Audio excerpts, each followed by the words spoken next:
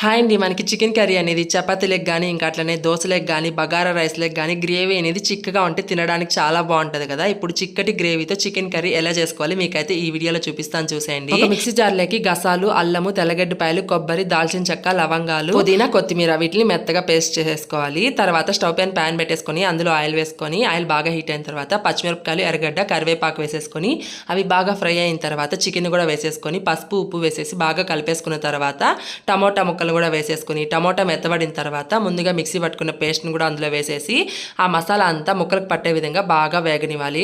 అలా కలుపుకున్న తర్వాత కారము, ధనియాల పొడి, పసుపు, గరం మసాలా, చికెన్ మసాలా వేసేసుకొని అవంతా ముక్కలకు పట్టే విధంగా బాగా కలిపేసుకొని మనకి గ్రేవీకి తగిన విధంగా వాటర్ని యాడ్ చేసేసుకొని ఉప్పు కారం సరిపోయలేదో చెక్ చేసేసుకొని అలా మూత పెట్టి ఉడకనివ్వాలి. చూడండి, చికెన్ కర్రీ అనేది ఇలా చిక్కబడిన తర్వాత ఫైనల్గా కొత్తిమీర చల్లేసుకొని అట్లా ఒకసారి కలిపేసుకుంటే ఎంతో టేస్టీగా ఉండే చికెన్ కర్రీ అయితే రెడీ అయిపోతుంది. మీకు ఈ వీడియో నచ్చితే లైక్ చేయండి.